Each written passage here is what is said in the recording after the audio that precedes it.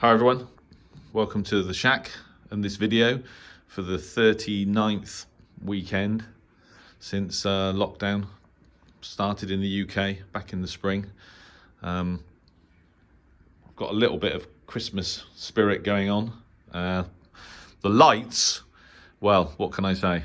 They look great, but definitely switch them off, or at least check whether they're generating any noise or not.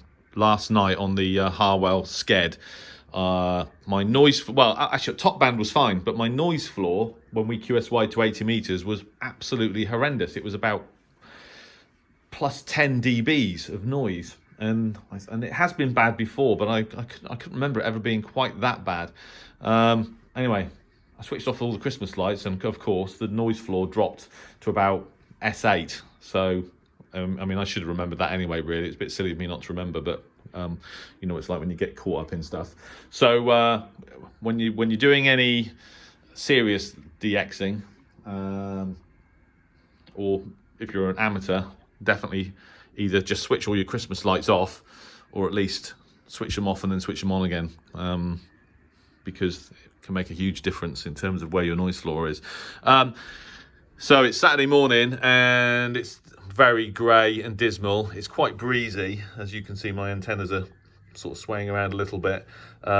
Fortunately, the antennas that I've built this past year that basically either could fall down or collapse or fall apart have done so.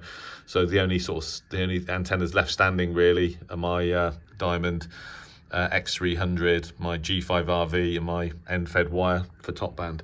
So I touch wood, I don't think any of those are going to fall down anytime soon. So anyway, so it's been a week since I passed my full license exam. So I've spent a week as a sort of fully qualified radio ham, which feels good. Although sort of surprisingly, maybe not surprisingly, the only people I've actually worked with my new call, which is M0OXF, by the way, which works very well with the with the channel, are Harwell club members. I haven't given it a sort of an external to Harwell airing yet, but I will do. I'm sure this weekend. And because my call sign has changed actually, because I have an additional call sign. I don't know how other people work it, but I've still got my foundation call sign, which was Mike 6 Yankee Charlie Golf, and I've still got 2E0HTG.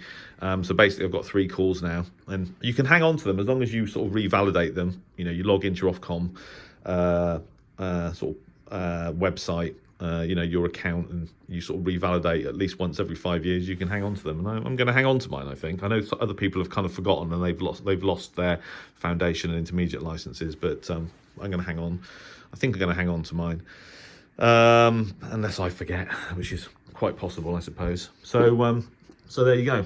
I mean, as far as the COVID situation is concerned, I mean, it's a bloody nightmare. I mean, the government gave the advice that, you know, for 5 days households could mix, etc., which I didn't really necessarily agree with anyway. I thought it was a big mistake. They've then kind of they've not changed the rules, but they've given additional advice, which is basically minimise the amount of mixing that you're doing. Fine. But the R number this morning I saw on TV is somewhere between 1.1, I think, and 1.2, which basically means that the virus is spreading quite quickly again. And I do wonder whether the government will change its guidelines or the rules between now and Christmas Day, because it just seems basically ridiculous that they're allowing Christmas to basically go ahead with households mixing, given what's happening right now. I mean, you know, it's a shame, of course, we all know that, but I just, I'm amazed that they're going to allow it. Anyway, not supposed to be getting all political. So this weekend, I've got my ELAD running, and that signal actually that you can see there is actually Iceland on 189 kilohertz. And this is the thing about long wave I found in the autumn and winter, is that daylight signals are actually quite possible. There is a little bit of audio, but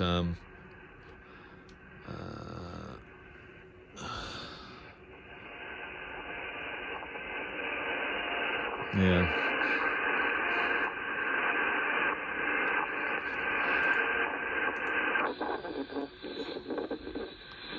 Try AM. That big lump there is Radio 4. Yeah. Yeah, there's audio. You guys know that I love long wave anyway, and I posted a video actually of that signal from Iceland using the ELAD in standalone with the Bose, and got a few comments on that. A guy in the United States said basically keep these long wave videos coming because they love long wave in the United States, and there's very little to listen to in the United States on long wave. So I normally actually on Christmas Eve I normally do a kind of a long wave band scan, because you get some nice stuff on Christmas Eve on long wave. You know, various things, you know, carols, services, and sort of Christmas music, and you know, all sorts of stuff. There's a service on Radio 4 as well, so I'll no doubt do that again. But I need to, yeah, it's been interesting just sort of tuning around long wave, medium wave, and sort of tropical bands. The other morning, well, the early hours of the morning, I discovered Mystery 21 on 4875. I was actually looking for Roraima, Radio Diffusora Roraima, which one of my subs actually has messaged me to say that he thinks that they are still broadcasting, but I haven't seen a signal or heard anything for a long time now. And as I said before, I'm a bit worried about whether they're still on air or not. So I did my usual thing and tuned to 4875, and there's a huge signal. It was like, I don't know, 10 or 20 dBs over S9, and it happened to be this German pirate station, which actually plays some really good music, I've got to say. So I did a recording, and the other thing is that pirate station, is if you've seen the video, they've nicked the BBC News TV channel sort of jingle that they play before the news on the hour, which I thought was actually quite funny. And I've got to say, actually, the sort of production on that station, you know, it sounds pretty good actually to me. So and they do play some good music. So I'm not saying that you know, I'm not. Do I support pirate stations? I don't know really. I don't spend a lot of time listening to them, to be honest with you. I know that a lot of people like the idea of pirate stations. I'm ambivalent. You know, if they're there, they're there. If they're not, they're not. But I've got to say that Mystery 21, it comes over as quite a professional sort of production, and they do play some quite good music. But the fact that they've nicked the BBC News jingle, I thought that was hilarious, to be honest with you. So yeah, it was interesting. And I was thinking the other day actually about going back to recording the medium wave bands. This winter I will do that. I haven't done a lot of that for quite a while. And you don't really, the only way to sort of really capture really interesting DX on medium wave is to record the band, you know, a couple of minutes before and a couple of minutes after the hour, and then sort of play the recordings back. And if you're lucky, it's a bit like fishing with a net rather than with a single hook. Copied a lot of really, really good medium wave DX over the years doing that, and but I haven't done it for quite a long time. And I think given that we're sort of approaching the sort of dead of winter, which is the sort of perfect time really, I'm gonna definitely give that a go. Maybe not this weekend, but I'm gonna give that a go. The other thing is that when I got my foundation license, M6YCG, the first thing I decided to do was create a QSL card, and I did that in Microsoft Publisher, and actually went to the bother of having some printed, and I think I must have handed out, I don't know how many I've sent out, less than the fingers on one hand. And then when I got my intermediate license, I modified it electronically in Publisher to create a QSL card, and that's my QSL card for my intermediate license, and that does actually appear on my QRZ page. But I do need to create a new QSL card, and I quite like the idea of sending physical cards out in the post. I mean, you don't want to get involved in that in a very big way because it costs a bloody fortune in postage, but to some of my sort of closer friends or whatever, or people that I speak to, you know, a sort of bit more often, I must admit I do like the idea of having sort of physical card to send out in the post, even if it was like a Christmas card almost. It's a bit late now to do a Christmas version, but So I was planning to do that. The design of my card for my foundation intermediate license was basically identical. It's only really the call sign that changed, and it is looking at it now, sort of 2 or 3 years down the line from when I designed it, it does look a little bit messy or overcrowded. So I might actually go for a completely different design. I mean, this one was based around, it was a really nice photograph of the city of Oxford that I sort of nicked off the internet. And then and so in Publisher, so you can design the front and the back. Oh, there you go. See, so I haven't done this properly anyway. That was just I did the front, and the reverse still refers back to my original call. So but I'm definitely going to I'm going to start that process, I think, this weekend, and design myself a new card. Well, what I'll probably do is I'll probably just create a version of this with my new call M0XF, and then maybe create a new card completely. So so that'll be good. I quite enjoyed doing that, actually. And then the other thing I need to do is that I need to update my QRZ.com page. I need to update my page for my new call with some new pictures, etc.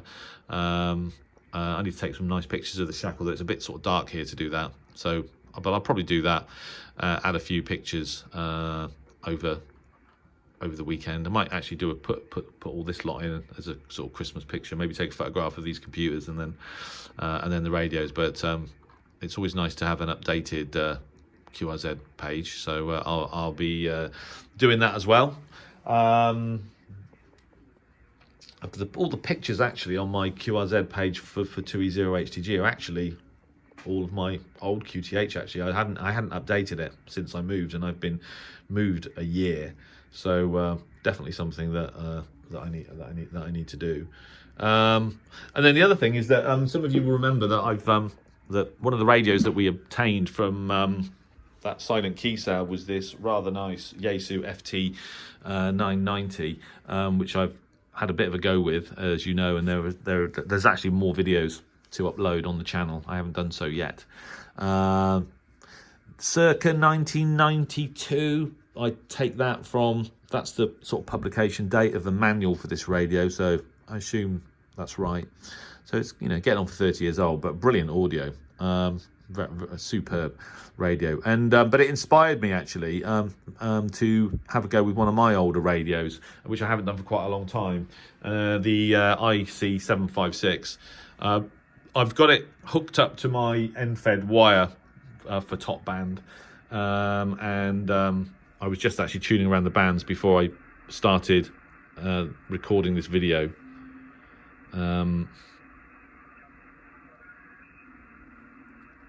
If I can hear anything. But when I went into the loft we were putting some cables up to distribute various things. As you say, the rafters or the joists or whatever they're called.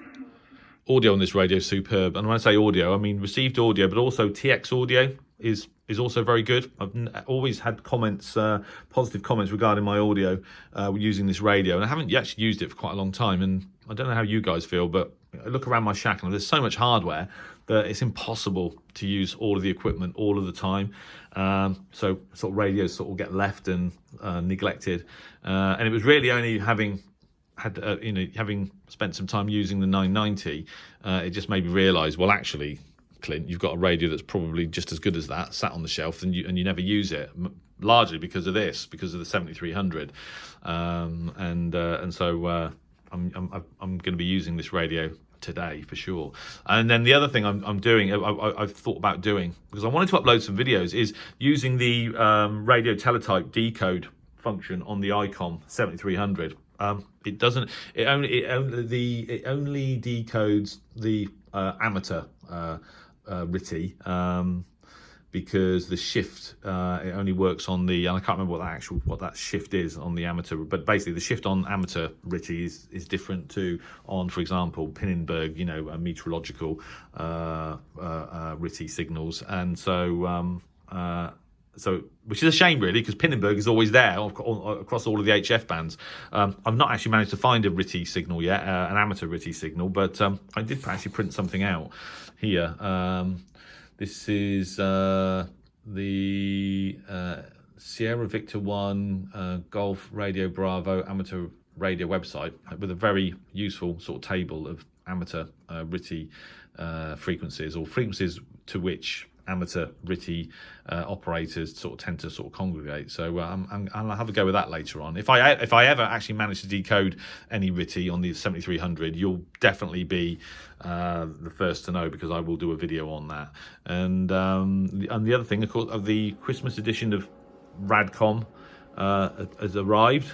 In fact, that Christmas edition arrived a while ago, and I can't remember. I think that actually, this one, this is January. So yeah, January 2021 has already arrived, and I've only just managed to unwrap the Christmas edition. So I'll have a look through that. Funny actually, I used to every now and then buy Practical Wireless, and as well as radio user. And it was only interesting once I was licensed.